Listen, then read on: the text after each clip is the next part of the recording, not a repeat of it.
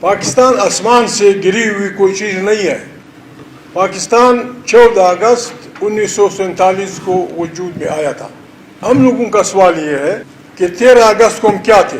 13 اگست کو بھی ہم انسان وجود رکھتے تھے, ہم انسان تھے, ہم یہاں رہتے تھے, ہمارا علاقہ تھا. پاکستان ہمارا ملک ہے, اس لحاظ سے ہمارا ملک ہے کہ ہم سب کے مادر وطن اس ملک میں ہے.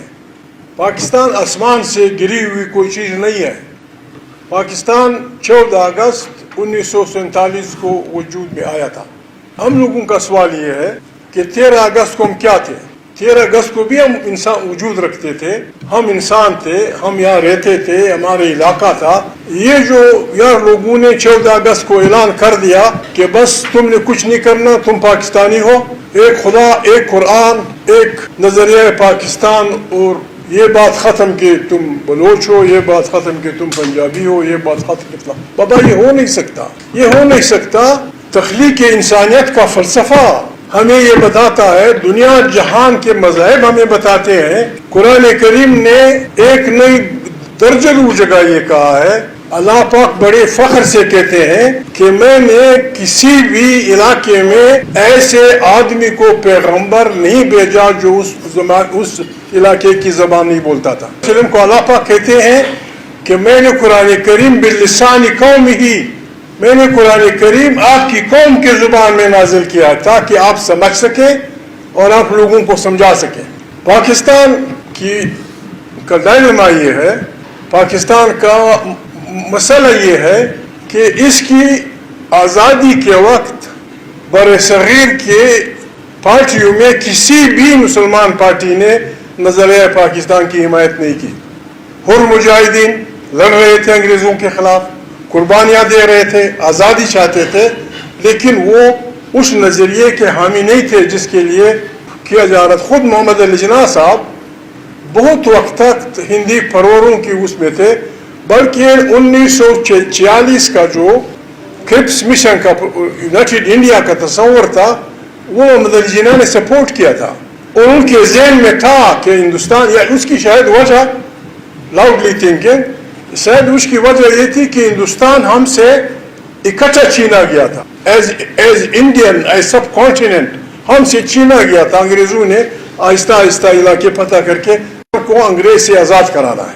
کوئی بھی حر مجاہدین, احرار, خدائی خدمتگار, سندھ ہاری کمیٹی کے لوگ, سندھی قوم پرست, اور کون سی سیاسی پارٹیاں تھی, جماعت اسلامی, جمعیت علماء اسلام, کسی نے بھی اس فکر کی سپورٹ نہیں کی جس کے تحت ہندوستان تقسیم ہوا. اور خود ہندوستان کی تقسیم بھی اگر اس کا صحیح مطالعہ کریں تو کرپس مشن کے اس پہ متفق ہونے کے بعد, جس کے لیے محمد علی جناح صاحب خود شاید سوچ رہے تھے, اور 10 سال پہلے 1940 میں جو ریزولوشن انہوں نے پیش کیا وہ ان کے ذہن کی عکاسی کرتا ہے کہ وہ ایک متحدہ ہندوستان میں یقین رکھتے تھے. 1940 ریزولوشن میں ساورن اسٹیٹ کا لفظ انہوں نے ارادے سے استعمال کیا. ساورن اسٹیٹ 3 گروپس, اس میں یہ انہوں نے ارادتاً رکھا کہ اگر کہیں اکثریت کی بنیاد پہ ہندو ووٹرز نے اس سسٹم کو چھیڑنے کی کوشش کی تو ہر یونٹ کو آزاد ہونے کا حق ہوگا. 3 گروپ تھے. انہوں نے محمد علی جناح صاحب کے فکر یہ تھا کہ اگر اکثریت کی بات پہ بات ہو تو the units can secede, آزادی حاصل کر سکتے ہیں. جب کرپس مشن پہ سب راضی ہو گئے اور محمد علی جناح صاحب بھی راضی ہوئے, کانگریس بھی راضی ہوئی, تو ابوالکلام آزاد نے کانگریس کی صدارت سے شاید اس لیے استعفیٰ دیا کہ بس مشن کمپلیٹ ہوا, ہندوستان آزاد ہوگا, 3 گروپ ہوں گے, اے بی سی, اب سب کو پتہ ہے وہ ہوں گے. بدقسمتی سے ان کے استعفیٰ کے بعد جواہر لال نہرو پریزیڈنٹ بنے کانگریس کے. انہوں نے اپنی پہلی پریس کانفرنس میں کوئی ایسی بات کی جس سے جناح صاحب ناراض ہوئے اور انہوں نے مجبوری میں اس پاکستان کا مطالبہ کر دیا. خود محمد علی جناح صاحب فرماتے ہیں کہ مجھے ایک فارسی میں لکڑی کو کہتے ہیں, اس کو کرم کہتے ہیں, کرم, ورم. محمد علی جناح صاحب نے کہا مجھے ورم ایچن پاکستان ملا ہے, اور ساتھ ہی انہوں نے یہ بھی کہا کہ میرے جیب میں جو سکے ہیں وہ سارے کوٹے ہیں. کوٹے اس سینس میں جب پاکستان بنا تو یہاں جو سیاسی تاریخیں تھیں، غفار خان کی تاریخ، عبدالصمد اچکزئی کی تاریخ، بلوچوں کی تاریخ، حر مجاہدین، احرار، جماعت اسلامی، جمعیت علماء اسلام، انہوں نے مخالفت کی تھی. غلطی کیا ہوئی؟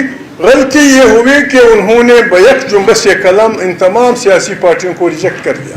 جب آپ سیاسی لوگوں کو ریجیکٹ کریں گے، پاکستان ایک ملک تھا، اس کو سیاسی لوگوں نے چلانا تھا، تو آپ کے پاس سیاسی لاٹ رہا نہیں. پھر کیا گیا کہ جی سندھ میں سندھ ہاری کمیٹی کا مقابلہ کرنے کے لیے فلانی وڈیرے کو لاؤ مسلم لیگ میں. اگر وہ مج مانگتا ہے مج دے دو، اگر وہ مربع مانگتا ہے مربع دے دو، کسی طرح سے اس کو مسلم لیگ میں لاؤ. غفار خان کے مقابلے میں کسی خان کو جس کی 40,000 جریب زمین ہو، خان ہو، بہرحال جو کچھ وہ چاہے دے دو اس کو، کسی طریقے سے مسلم لیگ شامل کر دو، ہم ان کو نہیں چھوڑنا. یہ حال بلوچوں کے ساتھ ہوا. اور یوں ہم نے، معافی چاہتا ہوں، اور یوں ہم نے پہلے دن سے پاکستان کی سوسائٹی میں کرپشن انجیکٹ کر دی. ہم نے سیاسی لوگوں کو خرید کر حکمران بنایا جو سیاسی لوگ نہیں تھے. اس کی وجہ پھر یہ ہوئی، اس کا نتیجہ کیا ہوا کہ ہماری سائیکالوجی یہ بنی کہ ہر آنے والے کو سلام کرو، ہر جانے والے کو گالی دو. اور اسی کام پہ ہمارے یار لوگ لگے ہوئے ہیں. دنیا کوشش کر رہی ہے کہ دو لوگوں کے وسائل لوٹنے کے لیے ایک ایسے علاقے کو میدان جنگ بنائیں جہاں ان کا یورپ محفوظ رہے، جہاں ان کا امریکہ محفوظ رہے، اور وہ خطہ خطرناک ترین اسلحے کی تجربہ گاہ ہو. یہ ہماری سب کی دانش کا امتحان ہے کہ ہم اپنی اس خطے کو دنیا کی ان مست سانڈوں کی ٹکر کا میدان بناتے ہیں یا نہیں بناتے. اس سلسلے میں ہمیں شہباز والوں سے بھی بات کرنی ہوگی، شہباز سب سے، کہ بھائی یہ کام آپ کے بس کی بات نہیں ہے، یہ ایک آدمی کے سے نہیں ہو سکتا، یہ ایک پارٹی کے ذریعے نہیں ہو سکتا. ایک بہت خطرناک حالت ہے. ہمیں خطے کے، اگر کوئی ہماری بات سمجھ سکتا ہے، شہباز والے مہربانی کریں، ایران، افغانستان، ہمارا جو خطہ ہے، چین، ارد گرد کے ازبکستان، تاجکستان، ان کی میٹنگ بلائیں کہ یہ جو سمندروں میں خطرناک بیڑے آ رہے ہیں اس کا نتیجہ کیا ہوگا. ورنہ خدا نخواستہ کل ہم لیٹ ہو گئے ہوں گے، پھر ہم جس طرح وہ خرگوش اپنے آپ کو بچاتے، کب تک ہم بچاتے رہیں گے ان خطرناک اثروں کے خلاف. خدا وہ دن نہ لائے، لیکن حالات خطرناک ہیں. پاکستان ہمارا ملک ہے، آسمان سے لوگ نہیں اتریں گے، ہم ہی ہیں. یہی ہم بہنیں بھائی، یہی ہم ہیں. ہم ہی نے ہمت کرنی ہوگی اس ملک کو، اس خطے کو اجتماعی دانش سے ایک دوسرے سے سیکھ کر، ایک دوسرے کو سکھا کر، اکٹھے مل کر ہم نے اس خطے کو بچانا ہے. ہمارا طریقہ تو یہ ہے کہ بھائی لوگوں پر بھروسہ کرو، ون ملک کو عزت دو، پارلیمان کو طاقت کا سرچشمہ بناؤ، جو جیتا ہے اسے حکمرانی کا موقع دو، بس پھر خدا خیر کرے گا. اللہ مہربان ہے. اللہ ان لوگوں کو مدد کرتا ہے جو انصاف اور مسلمانی پہ یقین رکھتے ہیں، جو یہ کرتے ہیں. ہم کہاں تک یہ کام کر سکتے ہیں، خدا ہمیں مہربانی کرے اس ملک پہ، اس خطے پہ.